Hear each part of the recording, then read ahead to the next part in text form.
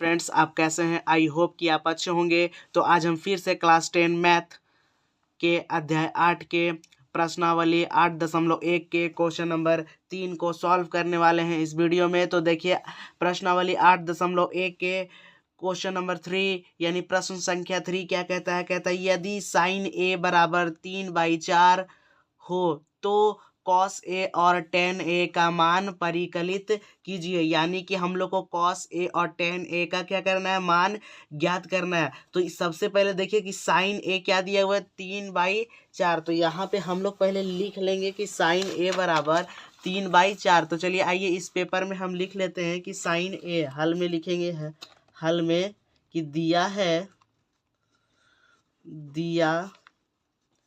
क्या दिया हुआ है हमारा? साइन ए बराबर, यहाँ लिखेंगे साइन ए बराबर 3/4। ठीक है, 3/4। और साइन ए का मान यानी कि साइन ए का मान क्या होता है हमारा? P/H।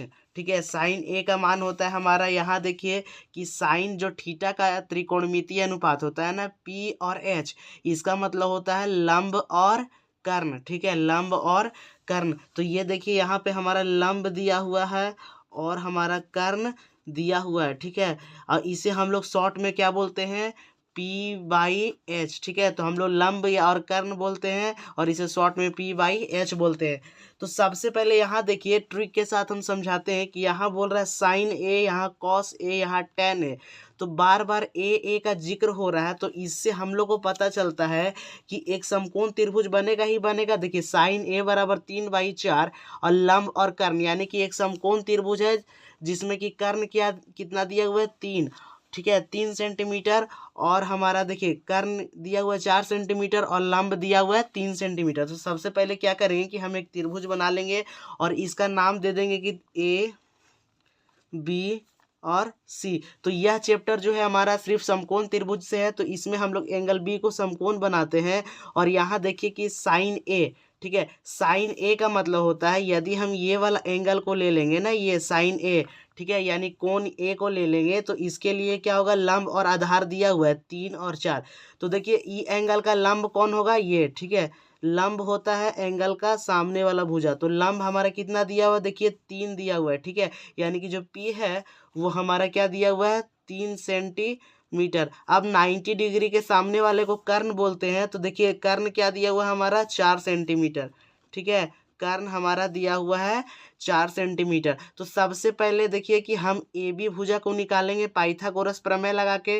तो चलिए आइए हम लोग ए बी भुजा को क्या करते हैं कि निकालते हैं। ठीक है, तो सबसे पहले बोलेंगे कि त्रिभुज ए बी सी में, तो यहाँ हम लोग लिखते हैं कि त्रिभुज ए बी सी में। ठीक है, यहाँ पे हम लोग पाइथागोरस प्रमेय लगाएंगे, तो यहाँ पे लिखेंगे पाइथागोरस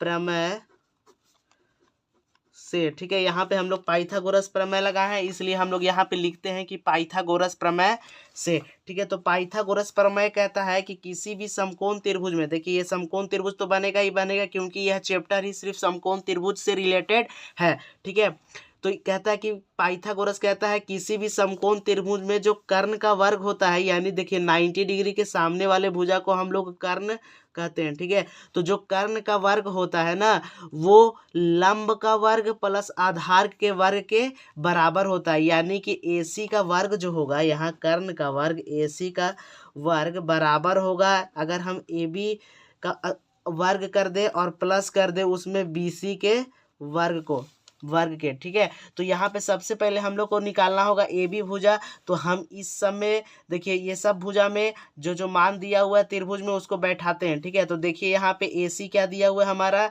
4 सेंटीमीटर। ठीक है, तो AC में हम लोग लिख लेंगे 4, और देखिए यहाँ स्क्वायर है तो यहाँ हम क्या कर लेंगे? स्क्वायर।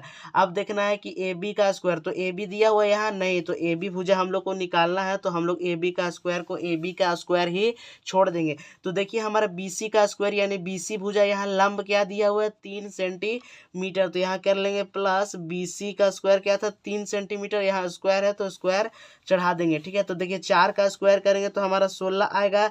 यहाँ पे ए बी का स्क्वायर तो दिया हुआ नहीं है तो इसको छोड़ देंगे, और जब हम लोग 3 का स्क्वायर करेंगे तो हमारा क्या आएगा 9, ठीक है। तो यहाँ देखिए 9 प्लस में है, जब बराबर के ये इधर आएगा तो क्या चीज में आएगा हमारा माइनस में, और देखिए ये हमारा क्या बच जाएगा ए बी का स्क्वायर। तो जब हम लोग 16 में 9 को माइनस कर देंगे, ठीक है, यानी यहाँ पे ध्यान दीजिएगा कि जब हम लोग क्या करेंगे कि 16 में जब हम 9 को माइनस करेंगे तो यहाँ हमारा आएगा 7, ठीक है, और इधर क्या है ए बी का स्क्वायर, ठीक है। तो देखिए इधर से जब हम लोग स्क्वायर को बराबर के इधर भेजते हैं तो वह रूट में क्या होता है बदल जाता है, ठीक है। तो यहाँ पे हम लिखते हैं कि √7 बराबर ए बी का, यानी कि √7 ए बी आया, तो √7 सेंटीमीटर हमारा क्या आया है ए बी। तो यहाँ लिख लेंगे हम लोग कि ए बी का मान क्या है √7 सेंटीमीटर, ठीक है, यानी √7 सेंटीमीटर आया है। अब हम लोग का क्या पूछ रहा है, तो यहाँ पे देखिए क्या पूछ रहा है कि cos a और tan a का मान ज्ञात करना है। तो यहाँ पे हम लिखते हैं कि cos a का मान ज्ञात करेंगे सबसे पहले, उसके बाद हम लोग को निकालना है क्या, उसके बाद हम लोग को निकालना है tan a का मान, ठीक है। तो cos a का मतलब हुआ कि जब cos थीटा का हम लोग त्रिकोणमितीय अनुपात निकालेंगे, यानी जब ये वाला एंगल लेंगे ना तो इसके लिए हमारा P कौन होगा, ये यानी लंब ये हो जाएगा, और आधार यानी B ये हो जाएगा, और 90 डिग्री के सामने वाले कर्ण यानी कि इसे हम लोग H से सूचित करते हैं। तो देखिए कि cos जब A लेंगे ना तो cos A का हमारा मान क्या होता है, देखिए cos थीटा B/H, ठीक है। तो देखिए इसको आप लोग स्क्रीनशॉट ले लीजिए, यह आपको याद करना ही होगा। इस चैप्टर को यदि बनाना है तो इसे एकदम अच्छे से याद करना होगा। तो चलिए आइए हम लोग अब बनाते हैं, ठीक है। तो हमारा देखिए cos A होता है B/H, ठीक है, B/H, B का मतलब क्या होता है हमारा आधार, ठीक है। तो इसको पहले हम आपको अच्छे से समझाने के लिए लिख देते हैं कि B का मतलब होता है आधार, और H का मतलब होता है क्या हमारा कर्ण, ठीक है, आधार और कर्ण। तो यहाँ पे देखेंगे कि अगर एंगल ए लेंगे तो इसका आधार क्या होगा √7, ठीक है। तो आधार क्या है √7, तो यहाँ लिखते हैं कि √7। अब यहाँ देखिए कि जब हम लोग क्या लेंगे, आधार हमारा √7 सेंटीमीटर था, और जब हम लोग क्या लेंगे कि कर्ण लेंगे, कर्ण यानी 90 के सामने, तो यहाँ देखिए 4 सेंटीमीटर, तो 4 सेंटीमीटर, यहाँ सेंटीमीटर से सेंटीमीटर खत्म हो जाएगा, तो यहाँ √7/4 आया, ठीक है, यानी कि हमारा cos A क्या आया √7/4। अब देखिए कि tan A क्या होता है, तो tan A का मतलब जब A ही एंगल को लेंगे तो tan थीटा का मान क्या होगा, तो यहाँ देखिए tan थीटा होता है P/B,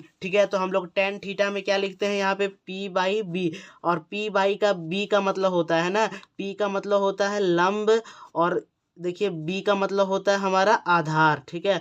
तो लंब और आधार, यहाँ पे देखें कि यही हम लोग tan A ले लेते यानी A डिग्री को लेते हैं, तो इसके लिए P होता है ये, B ये होगा साथ वाला, और 90 डिग्री के सामने वाला कर्ण।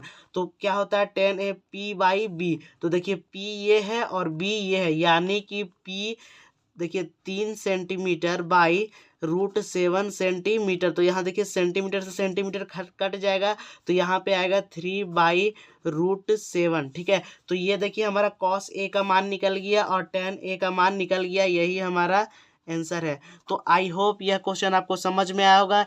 यदि यह क्वेश्चन आपको समझ में आया तो चैनल को सब्सक्राइब और वीडियो को लाइक जरूर करें, और बेल आइकन को प्रेस कर दें, जिससे आपको नई नई वीडियो की नोटिफिकेशन मिलेंगी। तो फिर मिलते हैं हम एक नए वीडियो के साथ, तब तक के लिए जय भारत।